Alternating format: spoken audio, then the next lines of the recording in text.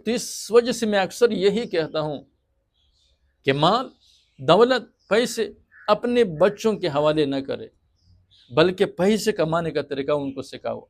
ये पैसे उनकी स्किल पर खर्च करो, उनमें महारत पैदा करो, उनमें ये महारत पैदा करो कि माशी निज़ाम को कैसे मुस्तहकम करोगे, आगे जाकर अपने आप को कैसे लीड करोगे, माशी निज़ाम को कैसे मुस्तहकम बनाओगे। पैसों कमाने का तरीका उनको सिखाओ।